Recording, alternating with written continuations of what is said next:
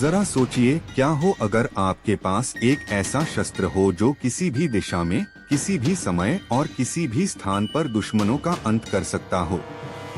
ऐसा शस्त्र जिसे देवता भी पाने की लालसा रखते हों। क्या है भगवान श्री कृष्ण के उस दिव्य चक्र का रहस्य, जिसे हम सभी सुदर्शन चक्र के नाम से जानते हैं? क्या है इसकी शक्ति और कैसे यह श्री कृष्ण के हाथों में आया? आज हम इसी रहस्यमयी चक्र की कहानी सुनेंगे। आइए जानते हैं इस अद्भुत शक्ति और इसके पीछे छिपी अनकही कहानियाँ। सुदर्शन चक्र सिर्फ एक हथियार नहीं, बल्कि यह स्वयं में एक रहस्यमय शक्ति है। वेदों और पुराणों में इसे भगवान विष्णु का प्रतीक माना गया है, जो अच्छाई का प्रतीक है। सुदर्शन चक्र अपने नाम के अनुसार ही सुदर्शन यानी सुंदर दर्शन देने वाला है। लेकिन इसकी सुंदरता के पीछे छुपा है असीम शक्ति और प्रचंड ऊर्जा। कहा जाता है कि जब ये चक्र घूमता है तो यह दुश्मन के लिए न सिर्फ विनाशकारी होता है, बल्कि किसी भी समय और स्थान को पार कर सकता है। इसकी गति और नियंत्रण केवल भगवान श्री कृष्ण के हाथों में था। लेकिन क्या आप जानते हैं कि सुदर्शन चक्र को केवल एक अस्त्र नहीं, बल्कि एक चेतना भी माना गया है। अब सवाल उठता है कि सुदर्शन चक्र का निर्माण कैसे हुआ। यह कहानी हमें ले जाती है उन पौराणिक कालों में जब देवताओं और असुरों के बीच लगातार संघर्ष हो रहे थे।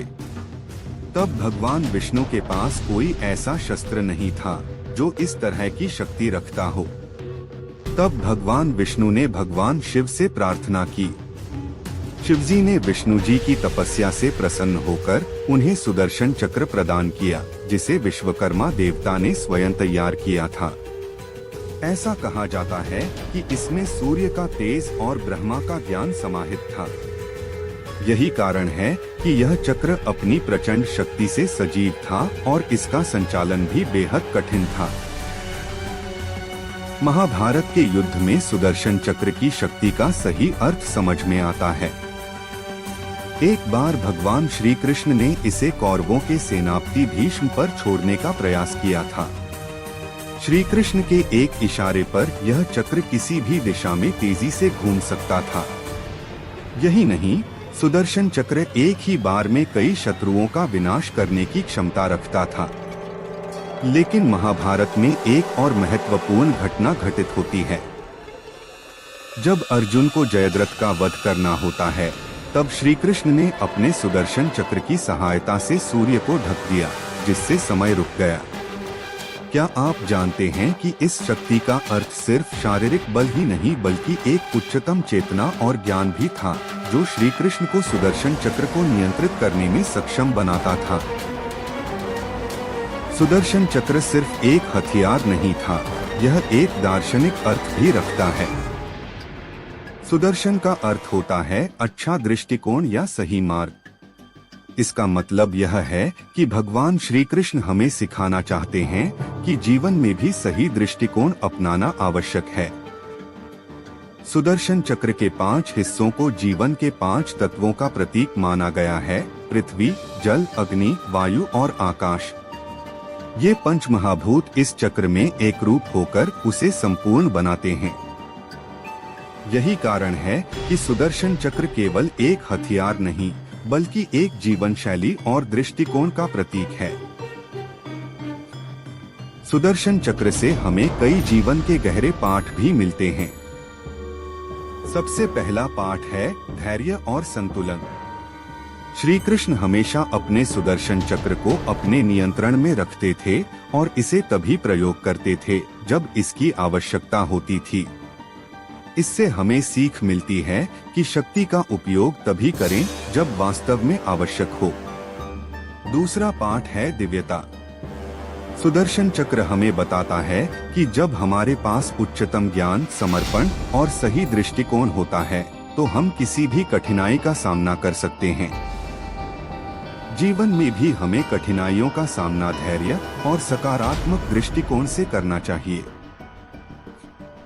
आज भी सुदर्शन चक्र से जुड़े कई रहस्य ऐसे हैं जिनका जवाब हम नहीं जानते।